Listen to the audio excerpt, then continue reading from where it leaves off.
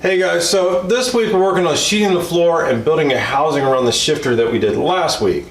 Now, there's lots of different ways to do your floor. A lot of people see this car and they're like, oh my god, there's tubes everywhere. Well, okay, you can either do thicker sheet metal or you can do structure and light sheet metal. So I'm doing structure and light sheet metal because this is 065 wall, 1x1 square tubing. That's 20 gauge steel. I save a ton of money by building it this way because when I worked out the prices, this was much better. Plus, this lets me play with the shape a lot more and it allows me to put all the rivets and do what I want, okay? Now, first thing we're gonna do on building this housing around the shifter is we're gonna mark all the travel points. How far forward it goes, how far back it goes, where the rod moves, everything like that. So when we build the structure around it, we know we have clearance on everything. So, simple as moving each way and marking it.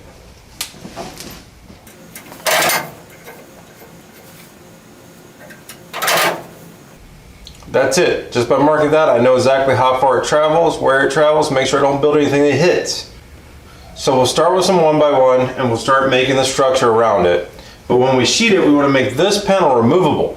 So that way if we have to adjust the shifter or take the shifter out, whatever we got to do, we can get to it. Sometimes when you're making little pieces like this, it's way more efficient to build it on the bench, get it square, get it right, tack it in place before you bring it into the car. It's way easier than trying to fight everything in here to keep it square.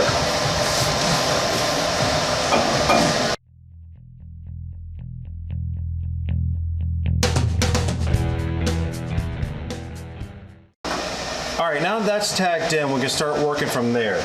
And you see this sharp 90 degrees right here? That's right about where my forearm to my elbow is going to hit when I shift or just wherever my arm rides. I don't want that sharp edge there.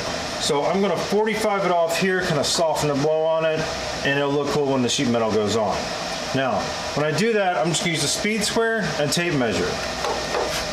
Speed square's already got a 45 degree angle on it. So just square it up to the back here. Line it up on the edge and draw our line.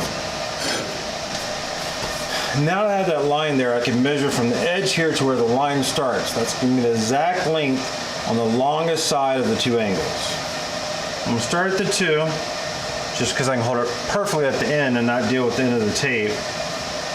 To there, comes out to,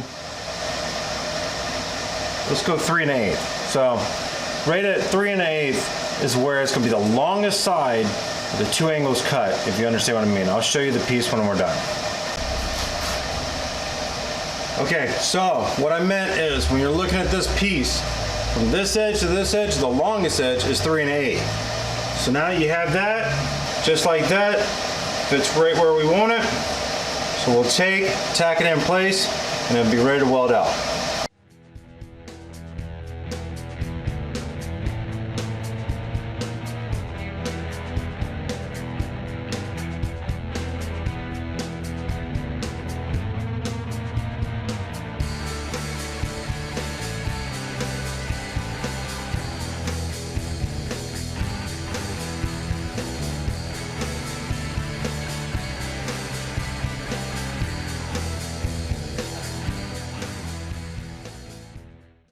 All right, now that all the structure's in here, I've ground anywhere that the welds are sticking out where the sheet metal is going to be applied.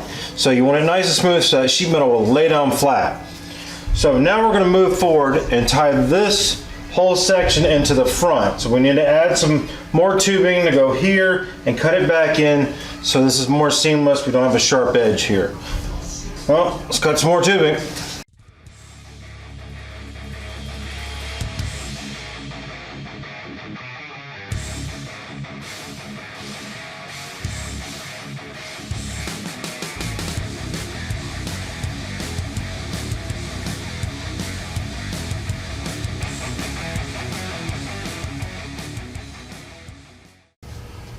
Well, yesterday we took and made the structure around the shifter, the driver's floorboard. It's all ready.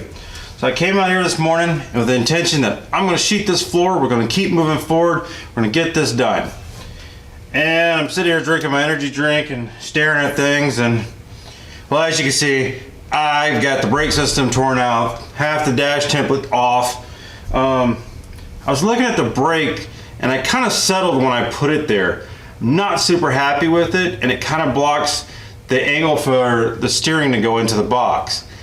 So I got an idea. Hopefully I can bang this out real quick, get it done, and we can keep sheeting the floor. But it's just how it happens. You see something, it's best to just take care of it now, because if I sheeted all this floor and then tried to move it, I'd be cutting everything out. So take a few minutes, see if I can move this brake around, and be happy with it.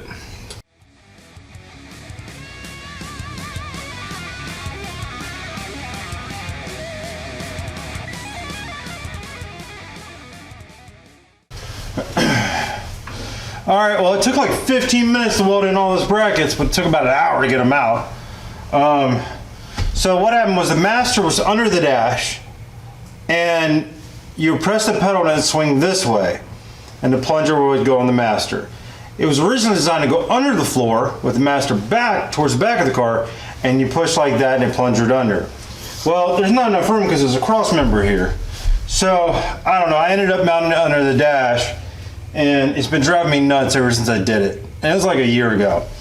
And I don't know, it hit me today to put the master where it needs to go forward and just weld a new pedal.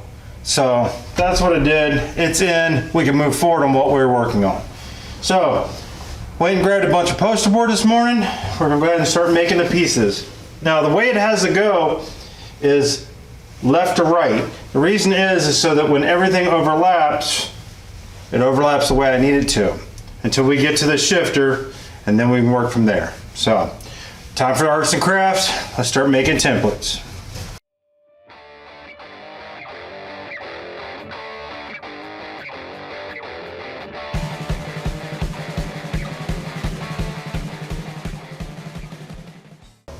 Okay, this time I was smart and I went ahead and punched all the holes for the rivets ahead of time.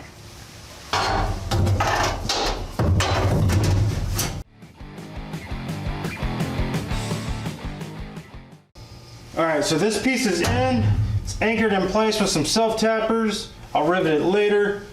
We're going to go ahead and make this piece here. This is the little kick panel that had the dimmer switch originally. I still like having it so I have somewhere to plant my other foot. So I'm going to go ahead and do this, same as I did on that side. We'll put a piece here. We'll make it under the floor here and under that panel there.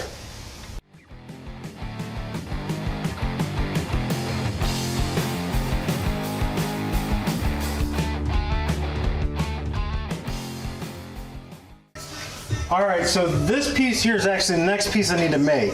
The reason I have to do that is so that when this goes on, it's a cap finished piece on it.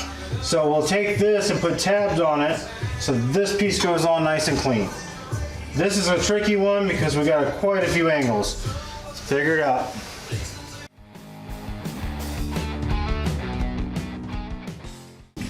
Alright, so I took a piece of sheet metal, bent a 1-inch lip on it, 90 degrees.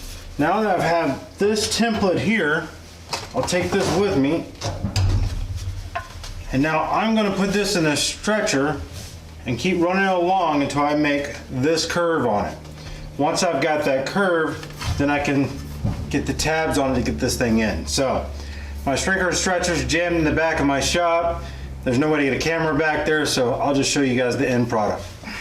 Alright, so as you can see, just by working this edge, fit into the shape we need. And right along there gives us our shape. So, this is going to go in just like that. But we're going to put a 1-inch lip on the bottom, and then we'll take and figure out the top. Alright, now this piece kicked my butt. Alright, I've made it 3 times now. It's real close, but we're going to have to form it by hand to force it the rest of the way. I keep getting it close, but it's not right, so I'm going to go ahead and see if I can just pull it into place.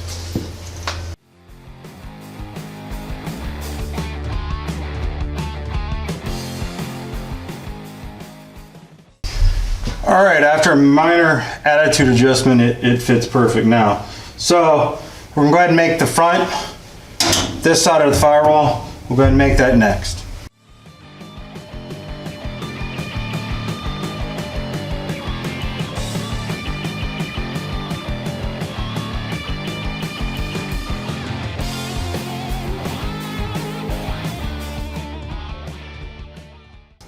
All right, now that that's all pinned in, ready for rivets, we're gonna start on this guy. Now this guy here, it's gonna be a double angle. It's gonna break this way and that way. That's gonna be an interesting one to make. And then we'll work on this guy here and then overlap both of these.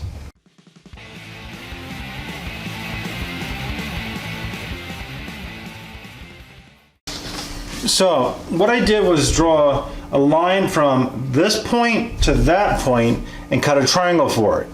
Then I took another piece and laid it up to that triangle and marked my other points. That's pretty much creating a square, but I know exactly where the bend is to break it from point to point. Then I've marked all my flanges that I need added to it. We'll go from there. So now we'll take and transfer it to metal and hopefully we can break it up right.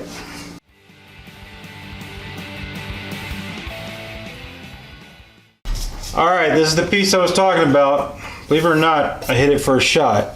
But what we're gonna do is put this in place, hit a couple self-tappers in it just to hold it. We won't be screwing this side or this side because pieces actually overlap them.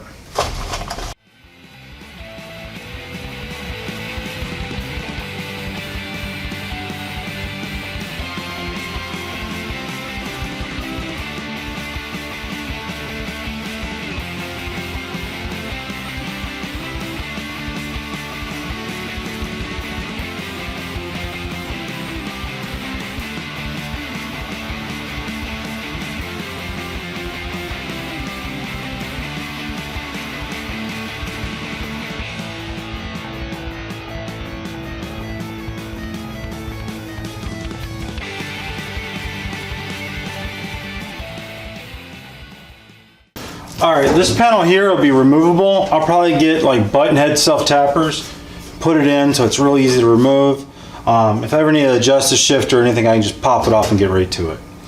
Well, let me show you guys everything we got done today.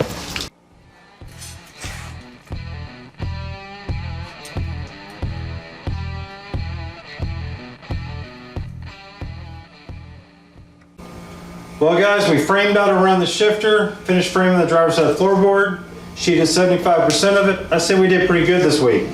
So next week we'll pick up from here, we'll finish sheeting the driver's side floorboard, and we'll move on to something else. Well guys, Wednesday's Christmas, so from our family to yours, Merry Christmas. Do me a favor, like and subscribe. We'll see you on the next one.